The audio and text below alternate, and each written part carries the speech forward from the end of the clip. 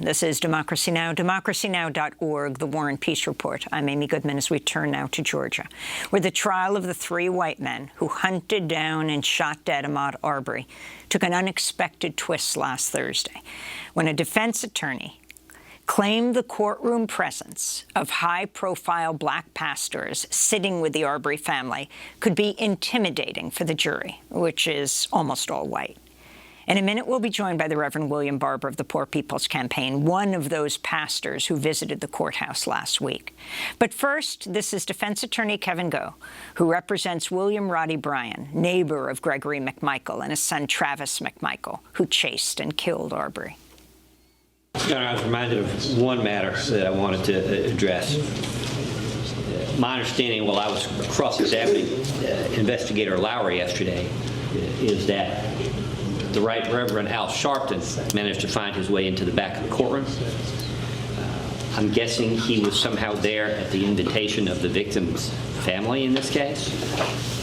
And I have nothing personally against Mr. Sharpton. My concern is that it's one thing for the family to be present. It's another thing to ask for the lawyers to be present.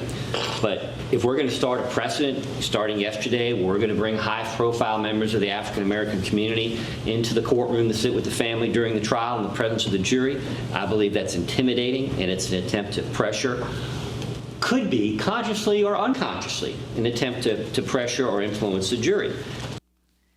In a statement, the Reverend Al Sharpton said the attorney's comments, quote, underscore the disregard for the value of the human life lost and the grieving of a family in need of spiritual and community support, unquote. On Friday, Attorney Go made a brief apology in court, calling his comments overly broad, said he would follow up today with a, quote, more specific motion. Meanwhile, more than 100 black pastors say they plan to come to the Glynn County Superior Courthouse this Thursday to help pray for the family of Ahmaud Arbery. Sharpton has said he was invited to Brunswick by Arbery's parents and raised concerns about the makeup of the jury. Sharpton has called the killing a lynching in the 21st century. This is Ahmaud Arbery's father, Marcus Arbery, speaking last week. That's why I know my boy didn't take nothing. Right. My boy got killed because of skin color. Lynch. All right. Go to the Reverend Dr. William Barber, co-chair of the Poor People's Campaign, president of Repairers of the Breach. He just returned from Brunswick, Georgia, where he visited with the community and family of Ahmaud Arbery, was in court last week. Welcome back to Democracy Now! Can you respond to the lawyer saying black pastors in the courtroom intimidate the jury? Amy, first of all, let me thank you, and let me just say, reach out and pray for the Ahmaud Arbery family. You know, I was invited to come down as well as also from the family as a part of Transformative Justice Network.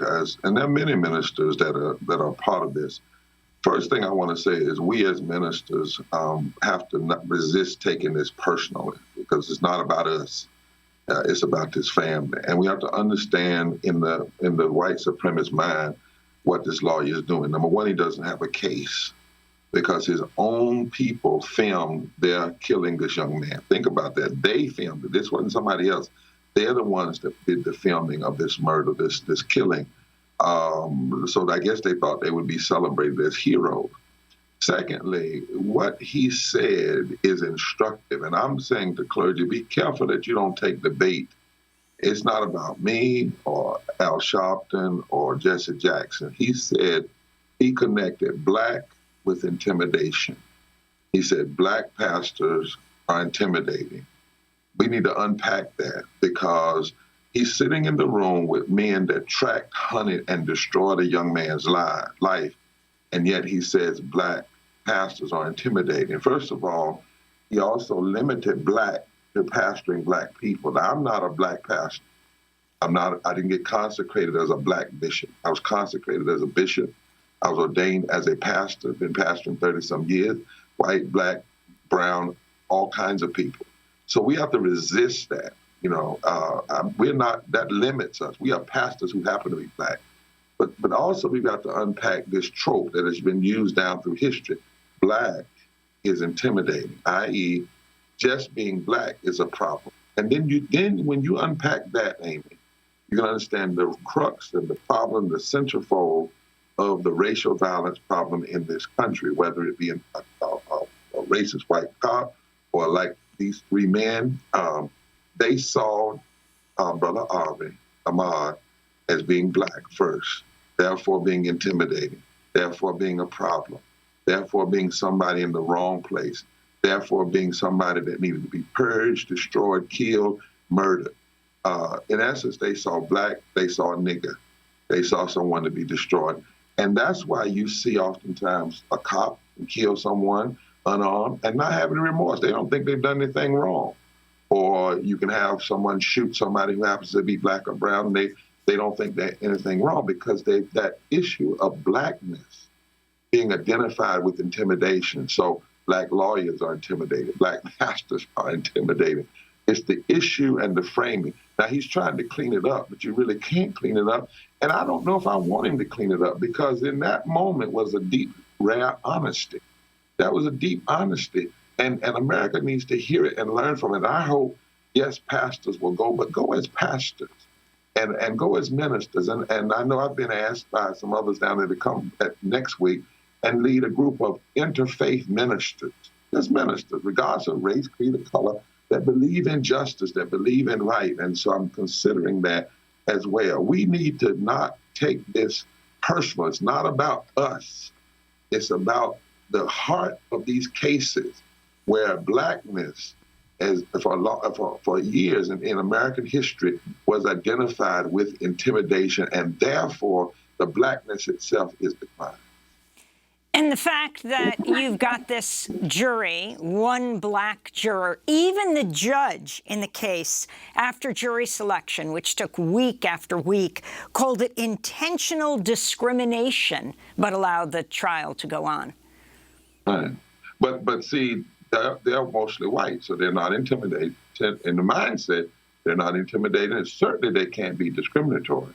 Now, on the other hand, if it was an all-black jury, or all black but one white, then they would be jumping up and down. It's a problem, it's a problem. But see, again, because of how blackness is used and how blackness is seen, if anybody ought to be intimidated in that courtroom, it's that father that has to sit in that courtroom and look at three people who shot his son down like a dog and who filmed it and put it on camera. If anybody should be intimidated, it should be the family looking at that jury pool and not seeing a jury of their peers, of their son's peers.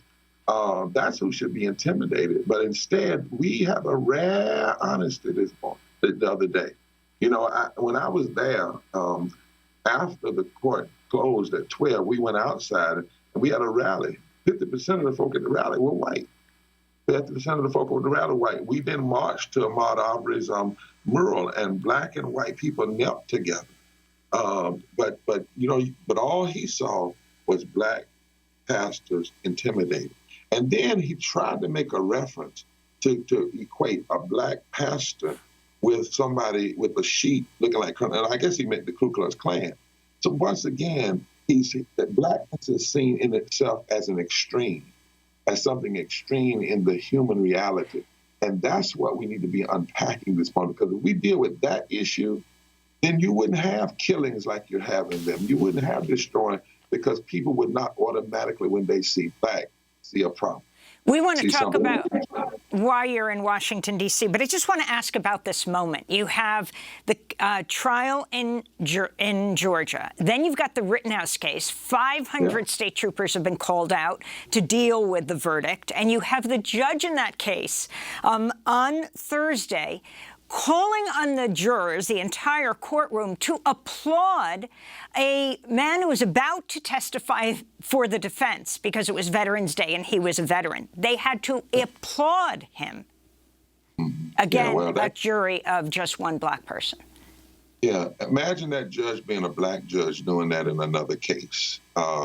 This judge is just way out of bounds. And remember what they're trying to say about this. I mean, he was out there. He claims he was fearing for his life, even though what was going on wasn't even really near him. And they're trying to basically say he was a hero, he was defending himself, but he was the one with this gun, I think an AK-47. But we've seen it all year. If anybody can ask you, imagine You ask anybody, imagine 3 black men riding in a truck killing a young white boy. What would happen? Imagine if all black people had been rushing to the Capitol on January the 6th. Imagine if this was a black judge doing this in this other case.